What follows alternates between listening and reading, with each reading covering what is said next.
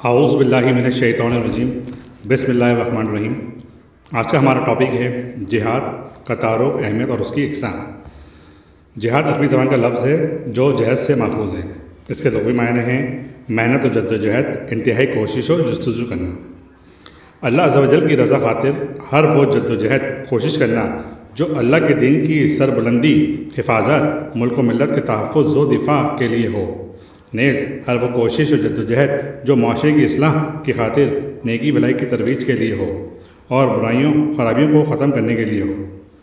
اسلام نے جہاد کو بہت زیادہ اہمیت و فضیلت دی ہے، کیونکہ دنیا میں بگاڑ، ظلم اور ہر قسم کی بد عملیاں جو معاشرے کے اندر فتنہ فساد کا سبب بنتی ہیں، ان سب کو ختم کر کے دنیا میں امن و سلامتی کی فضا قائم کرنا اور انسانی حقوق کا تحفظ صرف اور صرف جہاد کے ذریعے ہی ممکن ہے۔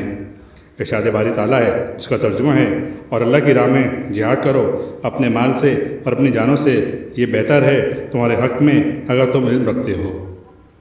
جہاد کی تاکید کے حوالے سے رسول اللہ صلی اللہ علیہ وسلم نے جو شخص اس حال میں قوت ہو کر اس نے اپنی زندگی میں عملی طور پر نہ جہاد کیا اور نہ جہاد کی خواہش کی، تو اس نے نفاق کے ایک درجے پر وفات پائی۔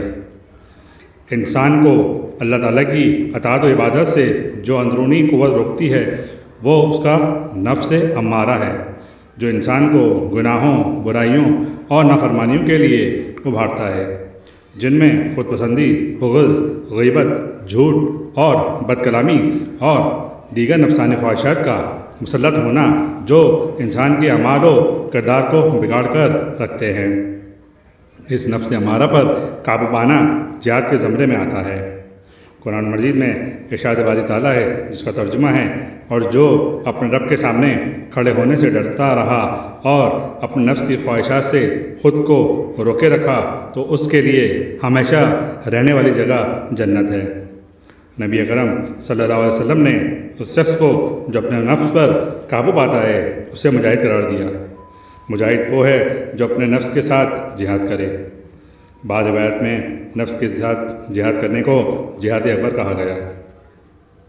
کسی بھی معاشرے میں جب انفرادی برائیاں عام ہو جاتی ہیں تو آگے بڑھ کر اجتماعی شرکی صورت میں اختیار کر لیتی ہے۔ ان تمام برائیوں کو اسلام نے منکرات کا نام دیا ہے۔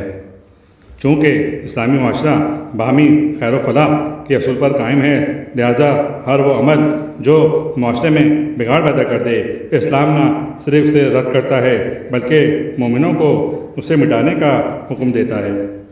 اسلام نے اس امر پر بھی تاکید کی ہے کہ معاشرتی نظم ہر صورت میں پرامن اور منظم رہے، جو باہمی رواداری کے رویوں کی ترویج کے ذریعے ہی ممکن ہے، اور ان اعمال کی جاندہی کی ہے جو منکرات کے ضمن میں آتے ہیں۔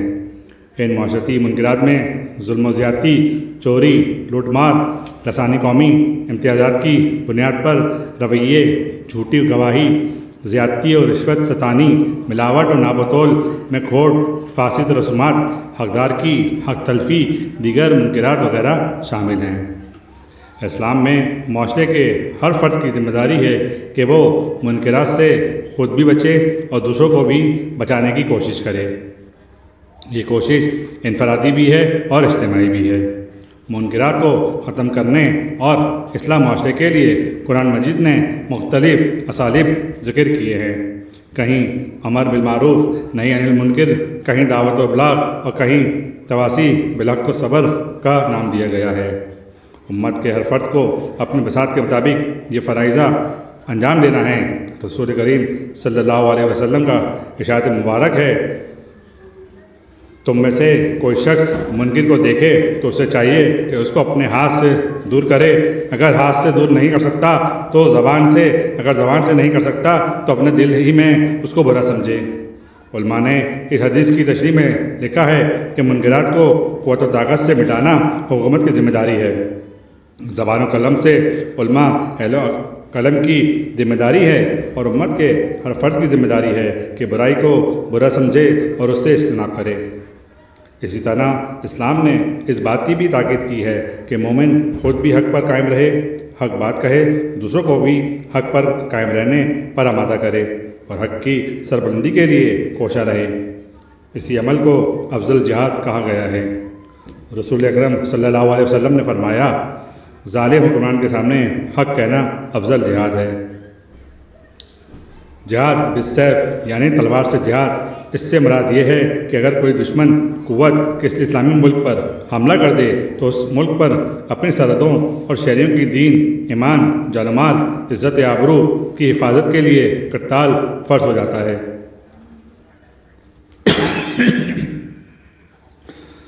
حضور اکرم صلی اللہ علیہ وسلم نے جب ریاست مدینہ کی بنیاد ڈالی تو کفار مکہ دیگر دشمنان اسلام کا غیظ و غضب بہت زیادہ بڑھ گیا اور اسی نئی ریاست کو صفحہ ہستی سے مٹانے کے لیے مزید سرگرم ہو گئے اور طرح طرح کے منصوبے بنانے لگے، جن کے نتیجے میں اسلامی ریاست کے وجود اور مسلمانوں کے جان و مال و عزت کو شدید خطرہ لاحق ہو گیا۔ تو اللہ تعالیٰ نے دفاع کے لیے مسلمانوں کو ان کفار سے جہاد مسلح کرنے کی اجازت دی۔ ارشاد باری تعالیٰ ہے، جن میں مسلمانوں نے خواہ مخواہ لڑائی کی جاتی ہے ان کو اجازت ہے کہ وہ بھی لڑیں، کیونکہ ان پر ظلم ہو رہا ہے اور اللہ تعالیٰ کی ان کی مدد کرے گا، وہ یقیناً ان کی مدد پر قادر ہے۔ سورۃ الحج کی یہ آیات قتال کی فرضیت کے حوالے سے پہلی اور ابتدائی آیات ہے۔ اس وقت چونکہ اسلامی ریاست کا فوجی نظام نہیں تھا، اس لیے تمام عاقل و بالغ مرد مومنوں پر قتال یعنی جہاد فرض عین تھا۔ کفار کی دشمنی اور ان کے پرخطائر عزام مکہ مکرمہ میں جو شخص بھی اسلام قبول کرتا تھا تو دشمنان اسلام کی طرف سے ان پر ظلم و ستم کیا جاتا اور اذیتیں دی جاتی تھیں، جن کا بنیادی سبب کلمۃ الحق یعنی لا الہ الا اللہ محمد رسول اللہ تھا۔ اس کلمۃ الحق کو کفار اپنے عقیدے کے برخلاف سمجھتے تھے، کسی بھی صورت میں اس کلمۃ الحق کو برداشت کرنے کے لیے تیار نہ تھے۔ چنانچہ مسلمانوں کے لیے مکہ کی زمین میں تنگ کر دی گئی اور مسلمانوں کو مدینے کی طرف ہجرت کرنے پر مجبور کر دیا۔ اللہ جل شانہ فرماتے ہیں، یہ وہ لوگ ہیں کہ اپنے گھروں سے ناحق نکال دیے گئے، ہاں یہ کہتے ہیں کہ ہمارا پروردگار اللہ ہے۔ کفار مکہ کی مسلمانوں سے شدت کی مخالفت اور دشمنی کا اندازہ اس آیات سے بھی بخوبی لگایا جا سکتا ہے، جس کا ترجمہ ہے، اور یہ لوگ کفار ہمیشہ تم سے لڑتے رہیں گے یہاں تک کہ اگر وہ مقدور رکھیں تو تم کو تمہارے دل سے پھیر دیں۔ اسلامی دعوت کے وجود کو خطرہ کفار جس کلمۃ الحق کو مکہ میں برداشت نہیں کر پا رہے تھے، اسی کلمۃ الحق پر مدینے میں ایک ریاست کی بنیاد ڈالی گئی تو کفار کا اندیشہ بڑھ گیا کہ اسلام کی طاقت ان کے لیے ایک مستقل خطرہ بن جائے گی، تو ان کی نیندیں اڑ گئیں اور مخالفانہ کوششیں تیز کر دیں اور اسی اسلامی ریاست کو ختم کرنے کے لیے جنگ کے منصوبے بنانے لگے۔ تو اللہ تعالیٰ نے مسلمانوں کو دفاع کے لیے یہ احکام جاری فرمائے، ترجمہ ہے جس کا، اور جو لوگ تم سے لڑتے رہیں تم بھی اللہ کی راہ میں ان سے لڑو، مگر زیادتی نہ کرنا کہ اللہ زیادتی کرنے والوں کو پسند نہیں کرتا۔ زیادتی نہ کرنے سے مراد یہ ہے کہ قوت اسلام وہاں کرو جہاں ناگزیر ہو، اور اسی حد تک کرو جتنی اس کی ضرورت ہو۔ مقاصد مسلح جہاد قرآن کریم نے اسلامی سلطنت کے دفاع و تحفظ کے علاوہ اسلحے کے ساتھ جہاد کرنے کے کچھ اور مقاصد بھی بتائے ہیں۔ اسلام نے معاہدوں کی پابندی کے لیے بہت زیادہ تاکید کی ہے۔ ارشاد باری تعالیٰ ہے، اور جب اللہ سے عہد و واثق کرو تو اس کو پورا کرو، اور جب پکی قسمیں کھاؤ تو ان کو مت توڑو کہ اللہ کو اپنا ضامن مقرر کر چکے ہو، اور جو کچھ تم کرتے ہو اللہ اس کو جانتا ہے۔ اسلام نے اس قوم کے ساتھ لڑائی کرنے کا حکم دیا جو اسلامی حکومت کے ساتھ جنگ نہ کرنے کا معاہدہ کرے، پھر اس معاہدے کو پس رکھتے ہوئے جنگی عزائم رکھے۔ قرآن کریم نے رسول اکرم صلی اللہ علیہ وسلم کو مخاطب کر کے فرمایا، جن لوگوں نے تم سے صلح کا عہد کیا پھر وہ بار بار اپنے عہد کو توڑ ڈالتے ہیں اور اللہ سے انہیں نہیں ڈرتے، اگر تم ان کو لائے میں پاؤ تو انہیں ایسی سزا دو کہ جو لوگ ان کے پس پشت ہوں ان کو اس سے عبرت ہو، اور اگر تم کسی قوم سے دغا بازی کا خوف ہو تو ان کا عہد انہی کی طرف پھینک دو اور برابر کا جواب دو۔ کچھ شک نہیں کہ اللہ دغا بازوں کو پسند نہیں کرتا۔ اگرچہ ان آیات کا شان نزول خاص موقع کے لیے ہے، مگر اس کا حکم عام ہے، یعنی اسلام میں بدعہد قوم کے ساتھ کسی قسم کی بھی رعایت نہیں ہے، اور جو قوم معاہدہ کرنے کے بعد اس کی توڑ کر لڑائی کے لیے کوشاں رہتی ہے، تو اسلام نے اسلامی حکومت کو اس سے لڑنے اور مقابلہ کرنے کا حکم دیا ہے۔ احترام انسانیت اور مظلوموں کی دستگیری اسلامی حکومت انسان کا عظیم تر پیغام رکھتا ہے۔ اس پیغام میں انسانیت کے لیے جو اصول لگے ہیں، ان میں مظلوموں کی حمایت اور مدد کرنا، ان کو ظالم کے ظلم سے چھٹکارا دلانا اسلامی حکومت کے لیے لازم قرار دیا گیا ہے۔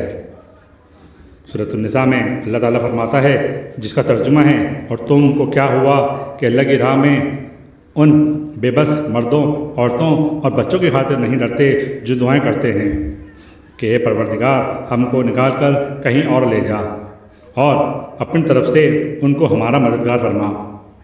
اگرچہ اس آیت کا اشارہ ان مظلوم مردوں، عورتوں اور بچوں کی طرف ہے جو مکے میں رہ گئے اور ہجرت نہ کر سکے، ان کو کفار کی طرف سے تکلیفیں اذیتیں دی جا رہی تھیں، حتیٰ کہ ان کا جینا حرام کر دیا تھا، مگر اس آیات میں اسلامی جنگ کا بلند مقصد بیان کیا گیا ہے کہ دنیا کے کسی بھی خطے میں انسانوں کے حقوق پامال کیے جا رہے ہوں، ان کے لیے وہاں کی زمین تنگ کر دی جائے۔ وہاں ان کا کسی بھی مذہب یا قوم سے تعلق ہو تو اسلامی حکومت کا فرض بنتا ہے کہ حسب موقع امکان ان مظلوموں کی مدد کر کے ان کو ظلم سے نجات دلائے۔ فتنہ فساد کا خاتمہ اسلامی تعلیمات کی بنیادی مقاصد میں قیام و امن، محبت اور رواداری کا فروغ، ظلم اور فتنہ فساد کو ختم کرنا ہے۔ دنیا میں جہاں کہیں بھی ملک گیری یا کسی بھی گروہ کا اپنے مذموم مقاصد کے لیے کمزوروں پر چڑھائی کر کے ظلم و زیادتی، فتنہ فساد برپا کر کے خلق خدا کے امن و سکون کو خطرے میں ڈالے، تو اس قسم کی فتنہ سازی اور ظلم و جبر سے باز رکھنے کے لیے قرآن مجید نے اسلامی ریاست کو جنگ کرنے کی تاکید کی ہے۔ ارشاد باری تعالیٰ ہے، جس کا ترجمہ ہے، اور میں ان سے قوت تک لڑتے رہنا کہ فساد نابود ہو جائے اور ملک میں اللہ ہی کا دین ہو جائے، اور اگر وہ فساد سے باز آ جائیں تو ظالموں کے سوا کسی پر زیادتی نہیں کرنی چاہیے۔ اس آیات میں اسلامی جنگوں کا مقصد زمین پر فتنہ فساد کا قلع کرنا اور دنیا میں امن و آشتی کی فضا قائم کرنا ہے۔ اسلام نے مسلح جہاد کے لیے کچھ شرائط رکھی ہیں، ان شرائط کو ملحوظ رکھتے ہوئے جہاد کرنا چاہیے۔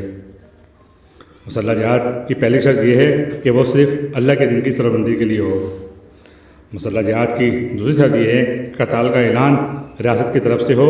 اسلام میں قتال کے اعلان کے مجاز صرف اور صرف ریاست ہے، کسی فرد یا جماعت کے اعلان یا فتویٰ جنگ کے لیے کی شریعت حیثیت نہیں ہے، بلکہ اس قسم کی فتوے یا اعلان فساد الارض کے زمرے میں آتے ہیں۔ مخالف قوت سے لڑنے کے لیے حکومت کے پاس موافق طاقت و قوت میسر ہو۔ قرآن مجید نے اسلامی ریاست کو مضبوط رکھنے کے لیے تاکید کی ہے، فرمایا، اور جہاں تک ہو سکے قوت کے زور سے اور گھوڑوں کو تیار رکھنے سے ان کے مقابلے کے لیے مستعد رہو کہ اس سے اللہ کے دشمنوں اور تمہارے دشمنوں اور ان کے سوا لوگوں پر جن کو تم نہیں جانتے اللہ جانتا ہے ہیبت بیٹھی رہے گی، اور تم جو بھی اللہ کی راہ میں خرچ کرو گے اس کا ثواب تم کو پورا دیا جائے گا اور تمہارا ذرا نقصان نہ کیا جائے گا۔ اس آیات کا مطلب یہ ہے کہ مسلمانوں، تمہارے پاس سامان جنگ اور ایک مستقل فوج ہر وقت تیار رہنی چاہیے تاکہ بوقت ضرورت فوراً کارروائی کر سکو اور دشمنوں کا بھرپور مقابلہ کر سکو۔ لڑائی کے وقت صرف ان سے لڑا جائے جو مقابلے میں ہتھیاروں سے لیس ہوتے ہیں اور جنگ کے لیے کوشاں رہتے ہیں۔ عورتوں اور بچوں، بوڑھوں، زخمیوں اور عام شہریوں پر دست درازی نہ کی جائے، دشمنوں کے مقتولوں کا مسلح نہ کیا جائے، کھیتوں، مکانوں، مویشیوں کو خواہ برباد نہ کیا جائے۔ جہاد کے معنی ہیں کسی مقصد کے حصول کے لیے اپنی انتہائی کوشش صرف کرنا۔ جہاد محض جنگ کا ہم معنی نہیں، جنگ کے لیے قتال کا لفظ استعمال ہوتا ہے، جبکہ جہاد اس سے وسیع تر مفہوم رکھتا ہے، اس میں ہر قسم کی جدوجہد شامل ہے۔ جہاد فی سبیل اللہ یہ ہے کہ سب کچھ صرف اللہ کے لیے اس سے غرض کیا جائے کہ اللہ کا دین اس کی زمین پر قائم ہو۔ آج کا ٹاپک ہمارا یہاں پر اختتام پذیر ہوتا ہے۔ نیکسٹ ٹاپک تک کے لیے مجھے اجازت دیجیے گا. اگر مجھ سے کوئی غلطی یا کوتاہی ہو گئی ہو تو مجھے معاف کر دیجیے گا. السلام علیکم ورحمۃ اللہ.